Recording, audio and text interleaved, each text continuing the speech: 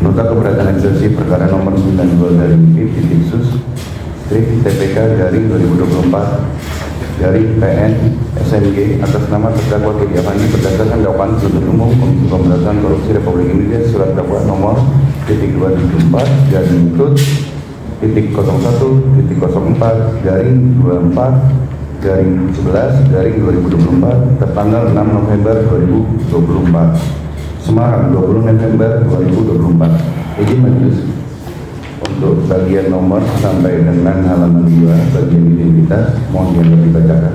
Ya. Melanjutkan bagian 1 pendahuluan. Majelis Hakim yang mulia, penuntut umum yang terhormat, serta sidang yang kami muliakan. 1. Sebelum nota keberatan eksekusi ini kami mulai sebagai insan yang beriman, pertama-tama kami mengucapkan puji syukur kehadirat Tuhan Yang Maha Esa atas limpahan rahmat taufik hidayahnya sehingga pada hari ini kami sebagai penasihat hukum bisa membacakan nota keberatan eksekusi di sidang terhormat ini. Selain daripada itu, izinkan kami memperkenalkan selaku penasihat hukum terdakwa Kedi Afandi dalam perkara nomor .292 garing PIP-Sus TPK garing 2024 garing PN SMG berdasarkan surat kuasa khusus sebagaimana telah disebutkan di atas. 2. Nota keberatan eksekusi akuo kami sampaikan pada persidangan hari ini dengan pertimbangan bahwa ada hal-hal prinsipal yang harus kami sampaikan demi tegaknya hukum. Berdasarkan dan kebenaran dan keadilan serta demi memastikan terpenuhi keadilan yang menjadi hak asasi manusia sebagaimana tercantum dalam pasal 7 Deklarasi Universal Hak Asasi Manusia, Pasal 14 ayat 1 Konvenan Hak Sipil dan Politik yang telah diratifikasi menjadi Undang-Undang Nomor 12 Tahun 2005 tentang pengesahan International Covenant on Civil and Political Rights, Covenant Internasional tentang hak sipil dan politik, dan Pasal 17 Undang-Undang Nomor 39 Tahun 1999 tentang hak asasi manusia yang menyebutkan antara lain 2.1 Pasal 7 Deklarasi Universal Hak Asasi Manusia yang berbunyi semua orang yang sama di depan hukum dan berhak atas perlindungan hukum yang sama tanpa diskriminasi. Semua berhak atas perlindungan yang sama terhadap setiap bentuk diskriminasi yang bertentangan dengan deklarasi ini dan terhadap segala kasus yang mengarah pada diskriminasi semacam ini. 2.2 Pasal 14 ayat 1 Konvenan Hak Sipil dan Politik yang telah diratifikasi menjadi Undang-Undang Nomor 12 Tahun 2005 tentang pengesahan International Covenant on Civil and Political Rights, Covenant Internasional tentang hak-hak sipil dan politik yang berbunyi semua orang mempunyai kedudukan yang sama di hadapan pengadilan dan badan peradilan dalam menentukan tuduhan pidana terhadapnya atau dalam menentukan segala hak dan kewajiban dalam suatu gugatan. Setiap orang berhak atas pemeriksaan yang adil dan terbuka untuk umum oleh suatu badan peradilan yang berwenang, bebas dan tidak berpihak dan dibentuk menurut hukum. Media dan masyarakat dapat dilarang untuk mengikuti seluruh atau sebagian sidang karena alasan moral, ketertiban umum atau keamanan nasional dalam suatu masyarakat yang demokratis atau apabila benar-benar diperlukan menurut pendapat pengadilan dalam keadaan khusus. Di mana publikasi justru akan merugikan kepentingan keadilan sendiri, namun setiap keputusan yang diambil dalam perkara pidana maupun perdata harus diucapkan dalam sidang yang terbuka, kecuali bila mana kepentingan anak-anak menentukan sebaliknya atau apabila persidangan tersebut berkenaan dengan perselisihan perkawinan atau perwalian anak-anak. 2.3 Pasal 17 Undang-Undang Nomor 39 Tahun 99 tentang hak asasi manusia yang berbunyi setiap orang tanpa diskriminasi berhak untuk memperoleh keadilan dengan mengajukan permohonan pengaduan dan gugatan baik dalam perkara pidana, perdata maupun administratif serta diadili melalui proses peradilan yang bebas dan tidak memihak sesuai dengan hukum acara yang menjamin pemeriksaan yang objektif oleh hakim yang jujur dan adil untuk memperoleh putusan yang adil dan benar. Bagian ketiga, bahwa pengajuan nota keberatan eksekusi ini sama sekali tidak bermaksud untuk mengurangi rasa hormat kami kepada penuntut umum yang sedang melaksanakan fungsi dan tugas negara dalam melaksanakan pemberantasan tindak pidana korupsi di negara tercinta kita ini. Di mana pengajuan nota keberatan eksekusi ini tidak semata-mata mencari keadilan dari dakwaan penuntut umum maupun menyangka secara aprioris baik mengenai syarat formil dan atau material dakwaan yang dibuat oleh penuntut umum. Namun ada hal yang lebih fundamental untuk dapat dijadikan alasan pengajuan nota keberatan dalam perkara aku guna kepastian hukum dan kepentingan penegakan keadilan sebagaimana semboyan kita junjung bersama, yakni fiat justitia ruat velum, yang artinya tegakkanlah keadilan meski langit akan runtuh. apalagi bermaksud untuk memperlambat jalannya proses peradilan AKO sebagaimana disebutkan dalam asas trilogi peradilan, bahwa selain dari itu pembentuk keberatan eksepsi ini tidak lain dan tidak bukan mempunyai makna serta tujuan untuk menjadi penyeimbang dari surat dakwaan yang disusun dan dibacakan oleh penuntut umum dalam persidangan sebelumnya.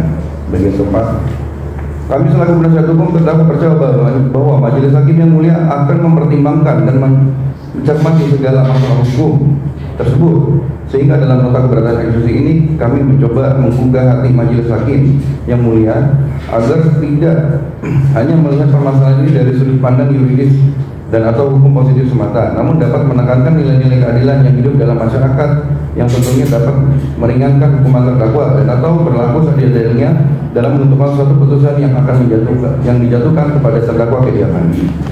Bagian kelima, bahwa hal tersebut agar dapat sejalan dengan ketentuan dalam pasal 8 ayat 1 Undang-Undang Nomor 48 Tahun 2009 tentang pokok-pokok kekuasaan kehakiman yang menyatakan bahwa setiap orang yang disangka, ditangkap, dituntut atau dihadapkan di depan pengadilan wajib dianggap tidak bersalah sebelum ada putusan pengadilan yang menyatakan terbukti bersalah dan telah memperoleh kekuatan hukum tetap. Oleh karenanya kami selaku penasihat hukum terdakwa berharap kepada pihak-pihak yang memiliki kepentingan dalam persidangan yang kami muliakan ini untuk tetap teguh pada prinsip hukum, namun perintah undang-undang yang menyatakan kita wajib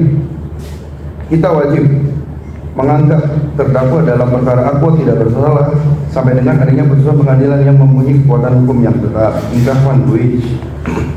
Bagian ke-6, bahwa untuk itu sebelum melanjutkan ke tahap persidangan selanjutnya, perkenankan kami selaku penasihat hukum terdakwa menggunakan kesempatan yang diberikan dan melakukan penelaahan terlebih dahulu melalui nota keberatan eksepsi ini berkaitan dengan apakah surat dakwaan penuntut umum telah memenuhi syarat sesuai dengan ketentuan yang diatur dalam Undang-Undang Nomor 8 Tahun 1981 tentang hukum acara pidana, seperti halnya yang dikemukakan oleh Ali Hamzah dalam bukunya yang berjudul Hukum Acara Pidana Indonesia edisi kedua, penerbit Sinar Grafika, yang menyatakan bahwa surat dakwaan merupakan dasar penting hukum acara pidana karena berdasarkan hal yang dimuat dalam surat itu hakim akan memeriksa perkara itu.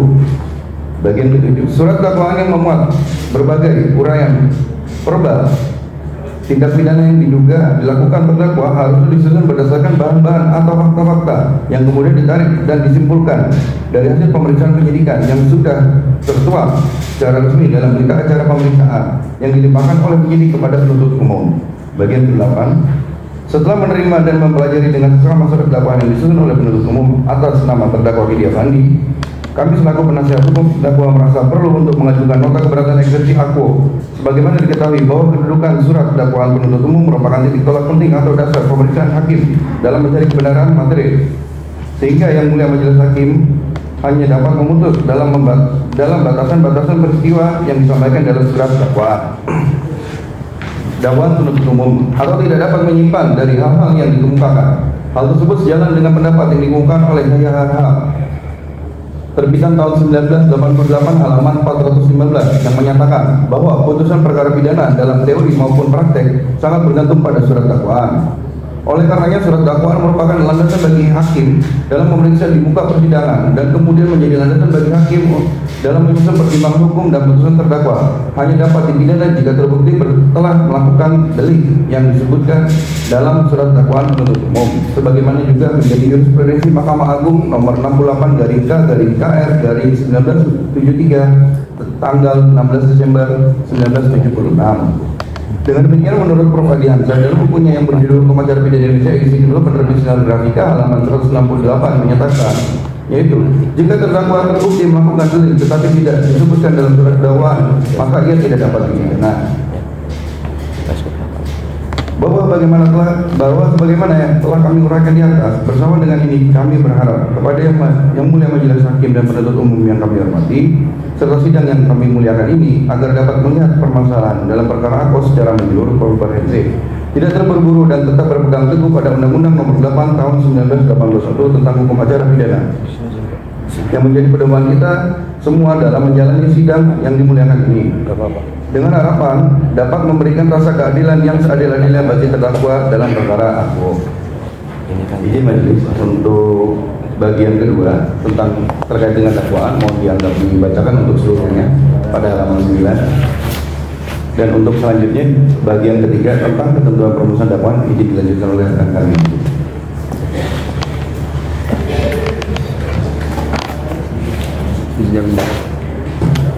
Ketentuan perumusan dakwaan. Majelis Hakim yang mulia, penuntut umum yang kami hormati, serta sidang yang kami muliakan. 1. Bahwa menurut M. Yahya Arab dalam buku yang berjudul Pembahasan Permasalahan dan Penerapan Undang-Undang Nomor 8 Tahun 1981 tentang Hukum Acara Pidana Penyidikan dan Penuntutan, Jakarta, Sinar Grafika 2000, halaman 414, menyatakan bahwa pada umumnya surat dakwah penuntut umum diartikan oleh para ahli hukum berupa pengertian surat atau akte yang membuat perumusan tindak pidana yang didakwakan kepada terdakwa. Perumusan mana ditarik dan disebutkan dari hasil pemeriksaan penyidikan dihubungkan dengan rumusan pasal tindak pidana yang dilanggar dan didakwakan pada terdakwa, dan surat dakwah penuntut umum tersebutlah yang menjadi dasar pemeriksaan bagi hakim dalam sidang pengadilan. Sehingga penuntut umum dalam merumuskan surat dakwah penuntut umum dipandang perlu untuk menyampaikan dakwanya secara cermat, jelas, dan terang, mengingat surat dakwah penuntut umum erat kaitannya dengan kemerdekaan dan hak asasi seseorang. 2. Setidak-tidaknya dalam membuat surat dakwah penuntut umum harus dibahas secara mendetail dan seksama mengenai nama lengkap, tempat lahir, umur atau tanggal lahir, agama dan pekerjaan tersangka dan atau terdakwa sebagai syarat formil, serta menguraikan secara cermat, jelas dan lengkap mengenai tindak pidana yang didakwakan dengan menyebutkan waktu dan tempat tindak pidana itu dilakukan atau locus delicti sebagai syarat material yang wajib dipenuhi sesuai dengan ketentuan dalam pasal 143 ayat 2 huruf A dan B Undang-Undang Nomor 8 Tahun 1981 tentang Hukum Acara Pidana. 3. Apabila dalam hal syarat material sebagaimana dimaksud dalam pasal 143 ayat 2 huruf B dalam perumusan surat dakwaan penuntut umum tidak terpenuhi sebagaimana mestinya sesuai dengan ketentuan dalam pasal 143 ayat 3, maka surat dakwaan penuntut umum harus dinyatakan batal demi hukum. 4. Selain daripada itu, dalam menyusun surat dakwah penuntut umum harus berpedoman pada aturan-aturan yang berlaku sebagai rumusan dalam membuat surat dakwaan penuntut umum, sebagaimana diatur dalam ketentuan undang-undang, jurisprudensi Mahkamah Agung dan dokter hukum, serta rumusan dakwanya juga harus sejalan dengan hasil berita acara pemeriksaan dalam tingkat penyidikan. 5. Pendapat tersebut juga sejalan dengan surat edaran Kejaksaan Agung RI nomor SE /04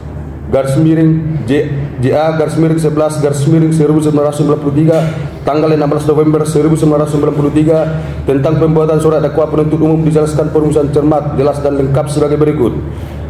5.1 bahwa yang dimaksud dengan cermat adalah menuntut ketelitian penuntut umum dalam mempersiapkan surat dakwaan penuntut umum yang akan diterapkan bagi terdakwa dengan menempatkan kata cermat paling depan dari rumusan pasal 143 ayat 2 huruf B Undang-Undang Nomor 8 Tahun 1981 tentang Hukum Acara Pidana. Pembuat undang-undang mengendaki agar penuntut umum dalam membuat surat dakwah penuntut umum selalu bersifat korek dan teliti. 5.2 bahwa yang dimaksud dengan jelas adalah urai kejadian atau fakta kejadian yang jelas dalam surat dakwaan penuntut umum sehingga terdakwa dengan mudah memahami apa yang didakwakan terhadap dirinya dan dapat mempersiapkan pembelaan dengan sebaik-baiknya. 5.3 bahwa yang dimaksud dengan lengkap adalah surat dakwaan penuntut umum itu memuat semua unsur atau elemen tindak pidana yang didakwakan.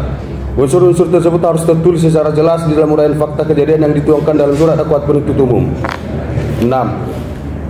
Bahwa kemudian tentang pasal 143 Undang-Undang Nomor 8 Tahun 1981 tentang Hukum Acara Pidana tersebut juga telah dikukuhkan oleh Mahkamah Agung melalui putusan-putusannya yang menyatakan bahwa surat dakwah penuntut umum yang disusun secara tidak cermat, tidak jelas dan tidak lengkap harus dinyatakan batal demi hukum sebagaimana tertuang dalam jurisprudensi di bawah ini.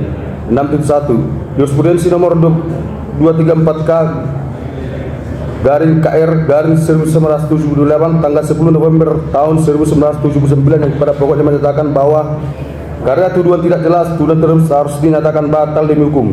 6.2 Jurisprudensi nomor 492K garis miring KR garis miring 1981 tanggal 8 Januari 1983 yang pada pokoknya menyatakan bahwa Pengadilan Tinggi telah tepat dengan mempertimbangkan bahwa tuduhan yang samar-samar atau kabur harus dinyatakan batal demi hukum.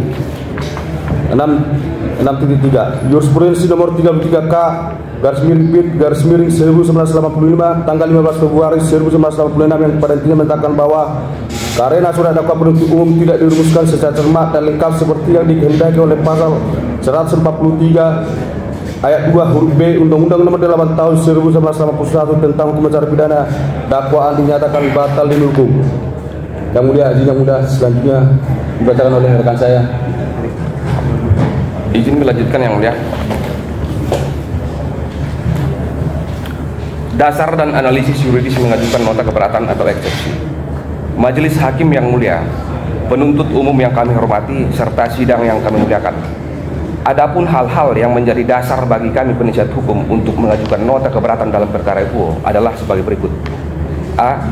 Dakwaan tidak dapat diterima karena melanggar pasal 64 Kitab Undang-Undang Hukum Pidana. 1. Bahwa perbuatan terdakwa sebagaimana dalam surat dakwaan penuntut umum nomor 774-titik-01-24-24-11-2024 tanggal 6 November adalah dakwaan yang berulang dan atau sama dengan dakwaan terdahulu yang telah diputus oleh Majelis Hakim Mahkamah Agung Republik Indonesia nomor 340K-Pit-Sus-2023 Junto Putusan Tinggi Semarang nomor 16-Pit-Sus-Datar-TPK-2022-PT Semarang, Junto Putusan Pengadilan Negeri Semarang nomor 4-Pit-Sus-Datar-TPK-2022-Pengadilan Negeri Semarang. Selanjutnya disebut putusan berkekuatan hukum tetap. Sehingga perbuatan terdakwa haruslah dianggap sebagai satu rangkaian perbuatan yang berlanjut sebagaimana dimaksud dalam pasal 64 ayat 1 Kitab Undang-Undang Hukum Pidana yang berbunyi, jika antara beberapa perbuatan meskipun masing-masing merupakan kejahatan atau pelanggaran ada hubungannya sedemikian rupa sehingga harus dipandang sebagai suatu perbuatan berlanjut, maka hanya diterapkan satu aturan pidana. Jika berbeda-beda, yang diterapkan yang memuat ancaman pidana pokok yang paling berat. 2. Oleh karena perlu rasanya penasihat hukum menjelaskan tentang duduk perkara yang telah menjadi putusan berkekuatan hukum tetap, di mana sekiranya tanggal 18 Januari tahun 2022 penuntut umum pada Komisi Pemberantasan Korupsi melalui surat dakwaan nomor 15-Titik-01-24-24-01-2022 selanjutnya disebut dakwaan terdahulu telah mendakwa almarhum Budi Sarwono yang juga sebagai penyelenggara negara dan atau selaku mantan Bupati Kabupaten Banjarnegara periode 2017 sampai dengan 2022, yang mana terdahulu penuntut umum menyebutnya sebagai terdakwa 1 dan Kedi Afandi sebagai terdakwa 2, atau dalam perkara Eko disebut sebagai terdakwa dalam kurung bukti eksepsi 1. 3. Adapun dakwaan terdahulu pada halaman 12 untuk dakwaan ke-1 dan halaman 33 untuk dakwaan kedua, penuntut umum pada Komisi Pemberantasan Korupsi telah mendakwa almarhum Budi Sarwono dan terdakwa dengan dakwaan yang berbunyi antara lain dakwaan ke-1 dianggap dibacakan yang mulia, dan kemudian dakwaan yang kedua juga dianggap dibacakan.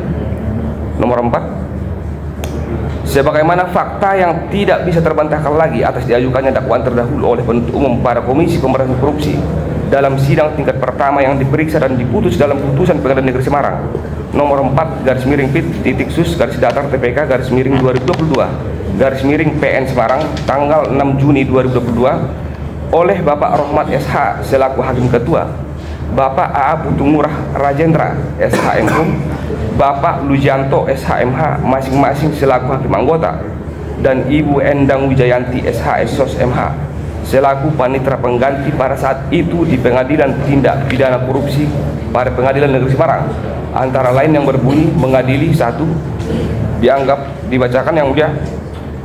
Dalam tingkat banding telah diputus berdasarkan putusan Pengadilan Tinggi Semarang nomor 16-Pit-Sus-Datar-TPK-2022-PT Semarang tanggal 30 Agustus 2022 yang pada pokoknya menguatkan putusan tingkat pertama antara lain berbunyi mengadili dianggap dibacakan yang mulia.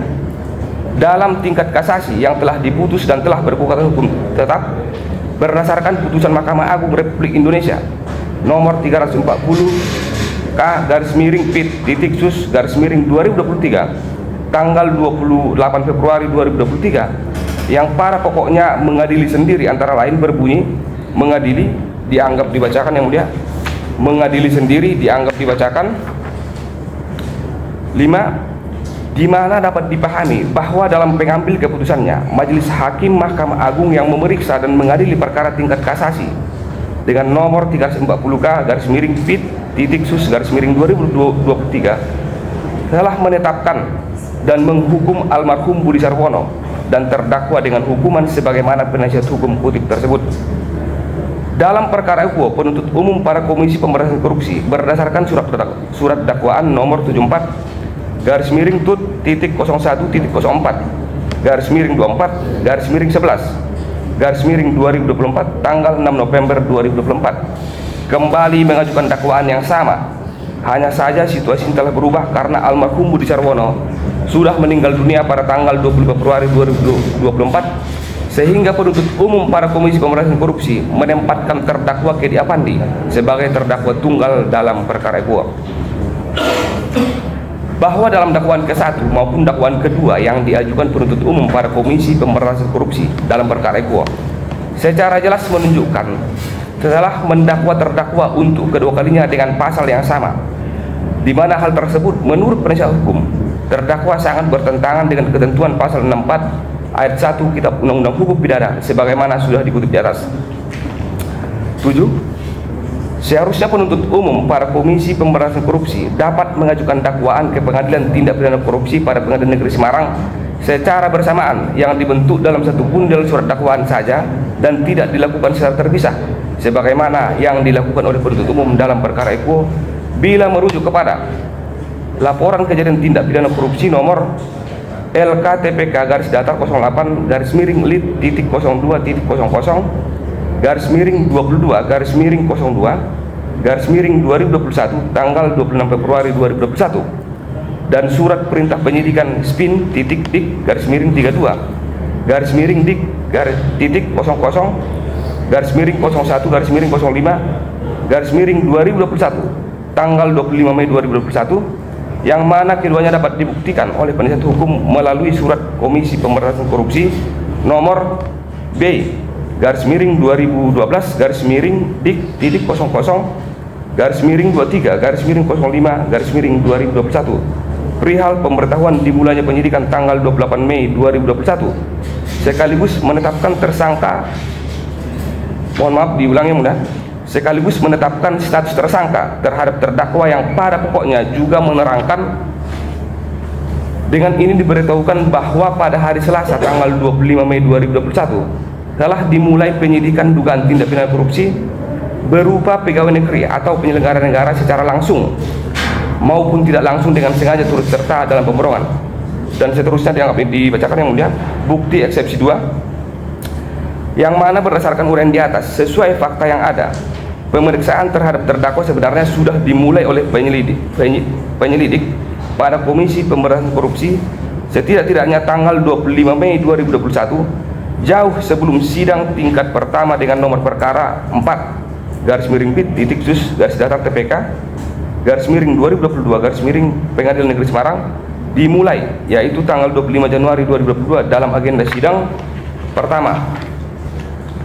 Sumber dapat dilihat dalam terlampir bukti eksepsi 3.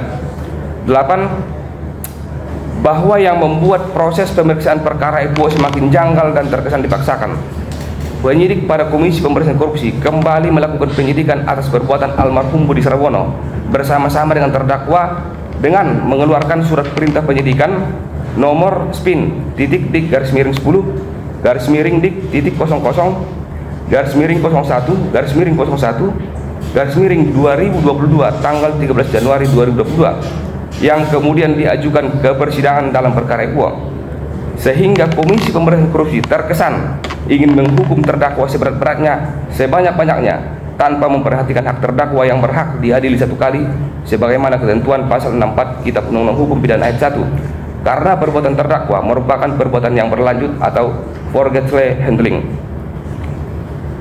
Oleh karenanya, kami sebagai penasihat hukum menilai penuntut umum telah menabrak aturan hanya untuk menghukum seseorang seberat-beratnya dalam hal ini terdakwa.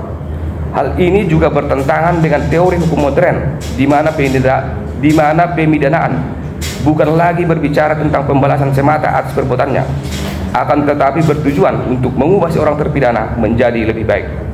Dan hal yang paling penting untuk diperhatikan adalah penegakan hukum pidana yang sangat erat kaitannya dengan kemerdekaan dan hak asasi seseorang. Perbuatan penuntut umum tersebut juga telah melanggar hak asasi manusia sebagaimana dimaksud dalam Undang-Undang Nomor 39 Tahun 1999 tentang Hak Asasi Manusia, pasal 1 angka 6 yang berbunyi, pelanggaran hak asasi manusia adalah setiap perbuatan seseorang atau kelompok orang termasuk aparat negara, baik disengaja maupun tidak disengaja, atau kelalaian membatasi dan atau mencabut hak asasi manusia seseorang atau kelompok orang yang dijamin oleh undang-undang ini, dan tidak mendapatkan atau dikhawatirkan tidak akan memperoleh penyelesaian hukum yang adil dan benar berdasarkan mekanisme hukum yang berlaku. Bahwa berdasarkan uraian di atas, mohon kepada majelis hakim yang mulia yang memeriksa dan mengadili perkara itu untuk menyatakan dakwaan penuntut umum batal demi hukum. Selanjutnya dilanjutkan sama rekan kami yang mulia.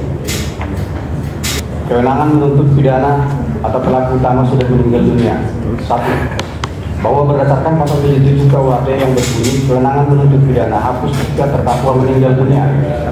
Bahwa sebagaimana dalam dakwaan penuntut umum, dalam dakwaannya Budi Sarwono almarhum merupakan pelaku utama dalam perkara itu yang diduga melanggar pasal 12 huruf I junto pasal 18 Undang-Undang Nomor 31 Tahun 1999 tentang pemberantasan tindak pidana korupsi, sebagaimana telah diubah dengan Undang-Undang Nomor 20 Tahun 2001 tentang perubahan atas Undang-Undang Nomor 31 Tahun 1999 tentang pemberantasan tindak pidana korupsi junto pasal 55 ayat 1 ke 1 KUHP junto pasal 65 ayat 1 KUHP, dan dakwaan kedua yakni pasal 12B junto pasal 18 Undang-Undang Nomor 31 Tahun 1999 tentang pemberantasan tindak pidana korupsi, sebagaimana telah diubah dengan Undang-Undang Nomor 20 Tahun 2001 tentang perubahan atas Undang-Undang Nomor 31 Tahun 1999 tentang pemberantasan tindak pidana korupsi junto pasal 55 ayat 1 ke 1 KUHP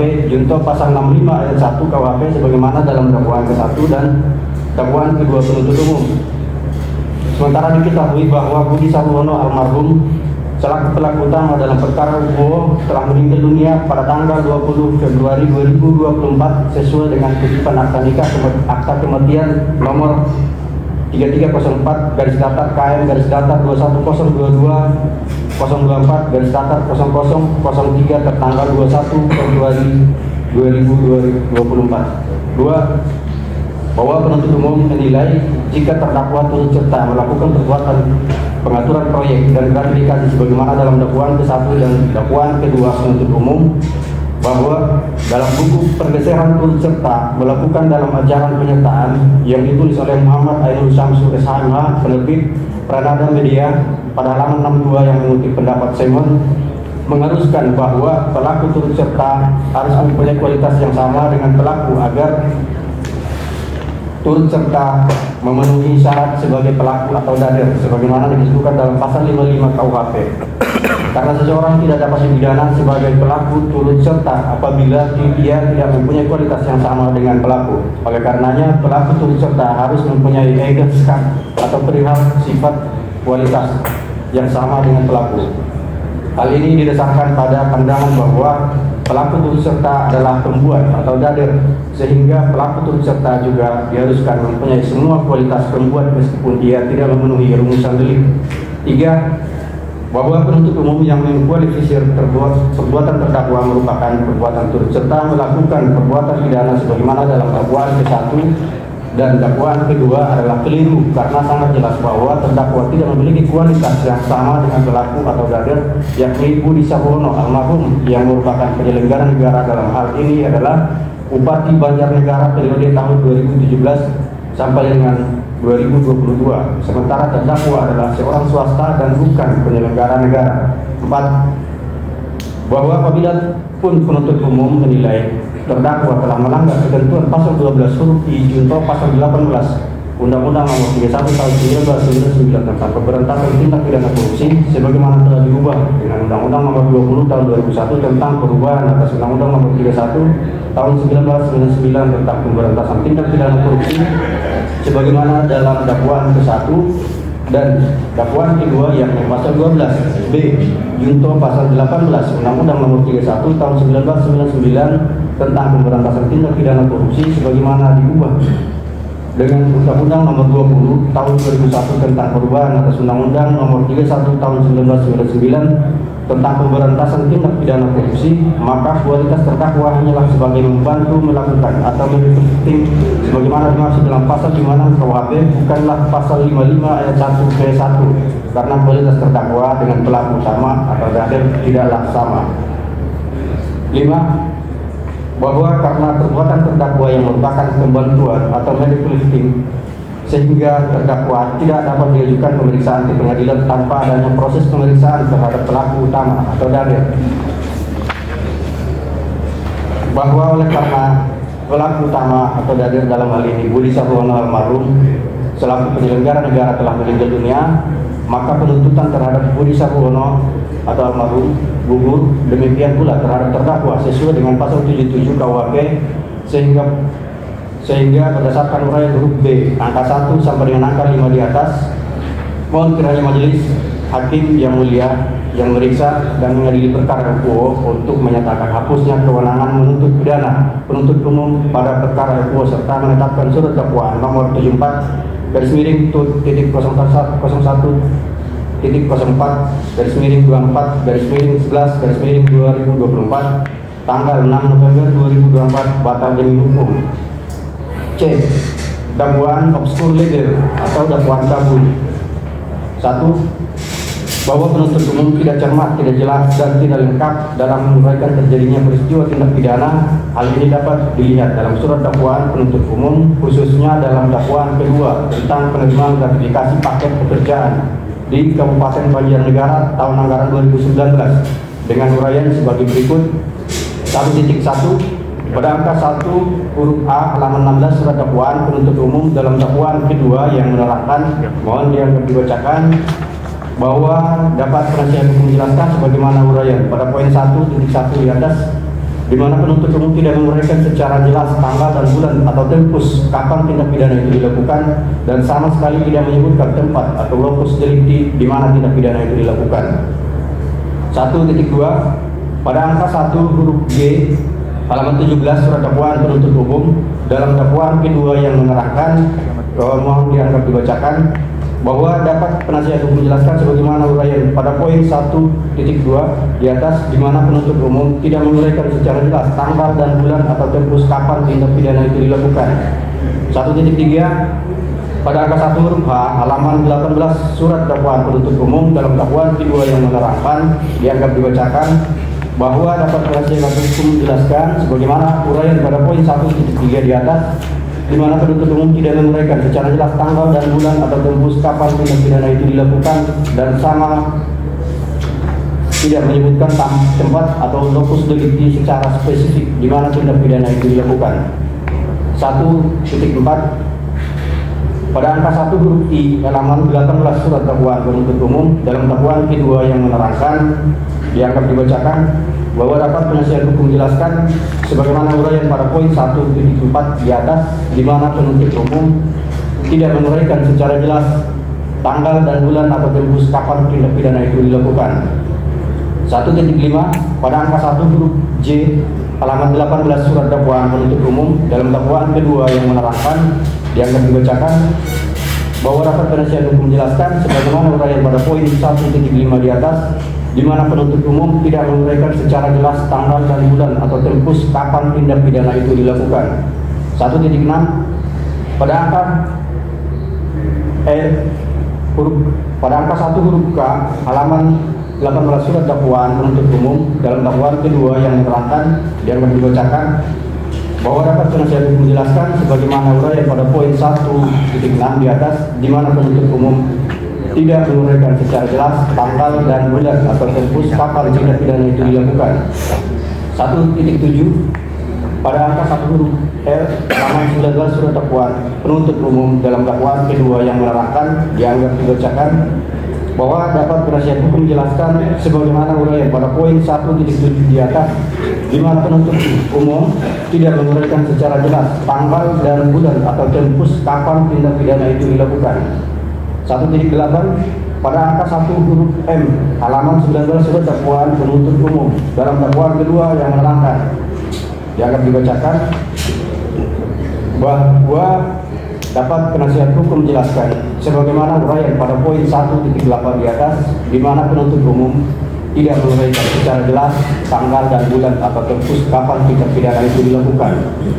1.9 pada angka 1 huruf O halaman 19 surat dakwaan penuntut umum dalam dakwaan kedua yang menerangkan dianggap dibacakan bahwa dapat penasihat hukum jelaskan sebagaimana uraian pada poin 1.9 di atas, di mana penuntut umum tidak menguraikan secara jelas tanggal dan bulan atau tempus kapan tindak pidana itu dilakukan dan sama sekali tidak menyebutkan tempat atau lokus delikti di mana tindak pidana itu dilakukan. Izin majelis selanjutnya dibacakan oleh rekan kami. Baik, terima kasih. Untuk halaman 31 sampai dengan halaman 36 dianggap dibacakan yang mulia. Kami langsung masuk pada halaman 36 poin 3.2. Kami lanjutkan pada angka 3 huruf B halaman 22 surat dakwaan penuntut umum dalam dakwaan kedua yang menerangkan dianggap dibacakan bahwa dapat penasihat hukum jelaskan sebagaimana uraian pada poin 2 di atas, di mana penuntut umum tidak menguraikan secara jelas tanggal dan bulan atau tempus kapan tindak pidana itu dilakukan dan sama sekali tidak menyebutkan tempat atau lokus delikti di mana tindak pidana itu dilakukan. Bahwa selain itu, penasihat hukum juga menemukan ketidakcermatan dan ketidakhati-hatian penuntut umum dalam menyusun surat dakwaan serta terkesan memaksakan, mengada-ngada dan tidak sesuai fakta yang sesungguhnya. Yang mana faktanya terhitung sejak tanggal 3 September 2021, terdakwa sudah ditahan di Rumah Tahanan Negara kelas 1 Jakarta Timur, cabang Komisi Pemberantasan Korupsi, Pom Jaya Guntur, Jakarta Selatan. Sementara di tempat yang berbeda, almarhum Budi Sarwono sudah ditahan di Rumah Tahanan Negara kelas 1 Jakarta Timur, cabang Komisi Pemberantasan Korupsi C1, Jakarta Selatan. Sehingga sangat tidak mungkin apabila terdakwa bersama-sama dengan almarhum Budi Sarwono dapat keluar dari rumah tahanan cabang Komisi Pemberantasan Korupsi tersebut hanya untuk menerima sejumlah uang gratifikasi dari Narsono sebagaimana yang diuraikan oleh penuntut umum dalam dakwaan kedua pada halaman 22 angka 3 huruf B, bahwa hal tersebut dapat penasihat hukum buktikan berdasarkan surat pemberitahuan penahanan nomor B garing 315 garing dik titik 101 titik 03 garing 23 garing 09 garing 2021 tertanggal 3 September 2021 bukti eksepsi 4. Selanjutnya dianggap dibacakan bahwa berdasarkan uraian di atas dari angka 1 sampai dengan angka 3 dengan jelas dan terang membuktikan bahwa surat dakwaan penuntut umum yang dibuat oleh penuntut umum nomor 74 garing tut titik 01 titik 04 garing 24 garing 11 garing 2024 tertanggal 6 November 2024 tidak cermat, tidak jelas dan tidak lengkap mengenai tindak pidana yang didakwakan dengan tidak menyebutkan waktu atau tempus dan tempat atau lokus delikti tindak pidana itu dilakukan sebagaimana diatur dalam pasal 143 ayat 2 huruf B Undang-Undang Nomor 8 Tahun 1981 tentang hukum acara pidana. Selain itu, kami penasihat hukum menilai jika penuntut umum tidak yakin dalam menguraikan dan menyusun dakwaannya karena tidak didasarkan pada uraian kronologis yang lengkap dan jelas perbuatan pidana yang dilakukan oleh terdakwa, sehingga dakwaan penuntut umum tersebut adalah dakwaan yang cacat material. Oleh karenanya, dakwaan pertama dan dakwaan kedua dapat dikualifikasi sebagai dakwaan yang obskur liber atau kabur dan harus dinyatakan batal demi hukum. Kelima, kesimpulan dan permohonan. Majelis hakim yang mulia, penuntut umum yang kami hormati, serta sidang yang kami muliakan. Huruf A, kesimpulan 1. Bahwa perlu kami sampaikan pada bagian penutup nota keberatan eksepsi yang kami sampaikan hanyalah sebatas tentang formalitas surat dakwaan penuntut umum. Segala uraian kami di atas dalam rangka menguji kecermatan, kejelasan dan kelengkapan surat dakwaan penuntut umum dan sama sekali tidak membahas pokok perkara. 2. Berdasarkan analisis yuridis yang sudah kami sampaikan di atas, maka kami selaku penasihat hukum terdakwa atas nama Kedi Afandi berpendapat berkesimpulan jika dakwaan penuntut umum adalah dakwaan yang cacat material. 3. Bahwa oleh karena dakwaan penuntut umum cacat material karena tidak memenuhi ketentuan pasal 143 KUHP, maka dakwaan tersebut haruslah dinyatakan batal demi hukum. Dengan demikian, surat dakwaan penuntut umum haruslah digugurkan dan tidak dapat dilanjutkan proses pemeriksaannya dalam pokok perkara karena hapus kewenangannya untuk menuntut. B. Permohonan. Berdasarkan pada pokok-pokok nota keberatan atau eksepsi yang kami uraikan di atas, maka kami selaku penasihat hukum terdakwa Kedi Afandi memohon kepada Majelis Hakim yang mulia untuk menjatuhkan putusan selah dengan amar putusan yang pada pokoknya menyatakan sebagai berikut. 1. Menerima dan mengabulkan nota keberatan atau eksepsi penasihat hukum terdakwa Kedi Afandi untuk seluruhnya. 2. Menyatakan surat dakwaan penuntut umum nomor 74/tut/01.04/24/11/2024 tanggal 6 November 2024 atas nama Kedi Afandi tidak memenuhi syarat sehingga harus nyatakan batal demi hukum. 3. Menyatakan agar terdakwa Kedi Afandi dibebaskan dari seluruh dakwaan penuntut umum. 4. Menetapkan mengembalikan berkas perkara nomor 92/Pit.Sus /TPK/2024/PN Semarang atas nama terdakwa Kedi Afandi tersebut kepada penuntut umum. 5. Menetapkan mengembalikan barang bukti yang disita oleh penuntut umum kepada terdakwa Kedi Afandi. 6. Memulihkan nama baik, harkat dan martabat terdakwa Kedi Afandi dengan segala akibat hukumnya. 7. Membebankan biaya perkara kepada negara, atau apabila majelis hakim yang mulia berpendapat lain, mohon putusan yang seadil-adilnya atau ex aequo et bono. Demikian nota keberatan eksepsi terdakwa ini kami sampaikan. Atas perhatian dan dikabulkannya diucapkan terima kasih. Hormat kami, penasihat hukum terdakwa Kedi Afandi, Frandona Lumenggaul and Partner, tertanda tangan. Terima kasih yang mulia.